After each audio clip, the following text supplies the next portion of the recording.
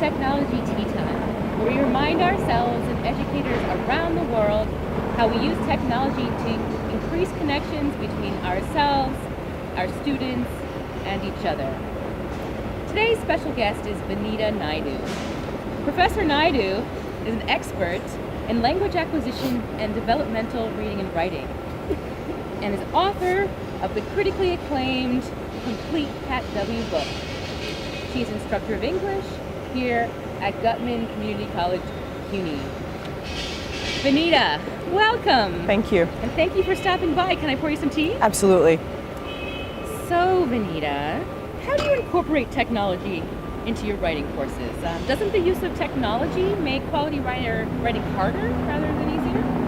No, I wouldn't say that. I think technology can be very supportive of mastering the writing process. I think there are a lot of opportunities to highlight how to develop sort of micro-level aspects of writing, how to highlight high-frequency errors. Also, peer editing is very possible, or peer review is very possible with the use of technology. Can you give an example of the peer review process using technology? Oh, absolutely. So if you have sort of a reflective writing piece that you would assign to your students, you could then ask them to share that with a classmate, and that can really inform a discussion of how other people are writing, what's working, what isn't, commonalities in terms of challenges that you have with the writing process. And I think it really just kind of demystifies what good writing is without taking away from the students' sort of dignity and pride. Oh, wow, okay. So that makes it sort of a social process I think, as well. I think so. Solitary. I think so, yeah. Okay. Also, that's a very important part of the educational experience, I think, is having exposure to different types of writing rather than just sort of formal writing that you would experience in a text or in an academic level article. Yeah. So tell us a little bit more about how technology can help you reach diverse learners, because you have an interest in an expertise in diverse.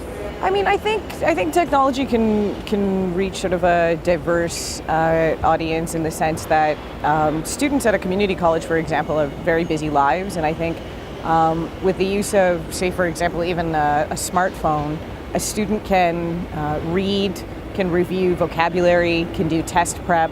All of those things can happen sort of outside of the classroom or even the home. And I think, developing language skills, for example, that's an ongoing challenge. That's a lifelong process. And so I think if you can integrate that into your daily routine, it's even better. Excellent. So your book, lovely cover by the way, I love the second edition. Absolutely. It's wonderful. Your book helps professors and students deal with the stressful realities of test taking in the CUNY system. How can technology help ease this test stress? I know you're... Sure. So, I mean, a good example of that would be, this is the preparation for the writing component of the CUNY assessment test, but there is also a reading test. And I found that technology is really helpful with that because that's a computer-based test. And so using different sort of online applications to enhance the student's ability to kind of grapple with a variety of texts, from sort of easier to difficult texts, making sort of informed decisions, using multiple choice, and literally just sort of sitting and struggling while reading on a screen. That experience, those skills transfer over to the testing that actually happens at the college.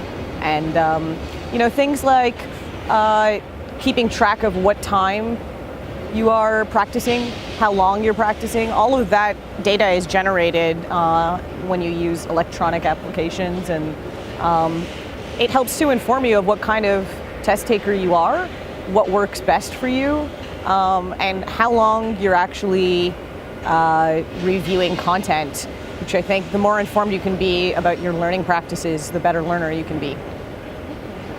Wonderful. So If people watching wanted to learn more, I know they could go to your book, which is a great resource, but do you have any other resources or ideas about how they could learn more about these ideas and how to implement them? Yeah, sure. I mean, I think part of developing reading and writing skills is sort of feeling like you are a reader, that you have membership as a reader and writer. And I think in terms of developing your language skills, there's a wonderful website called Breaking News English, and it's a British journal online, which basically takes current events and then it will stratify it across sort of a beginner, intermediate, and advanced level reading capacity. And then there are, exercises and language that's pulled out from the actual article. So I think that's a really nice way of keeping up with current events while developing your language skills.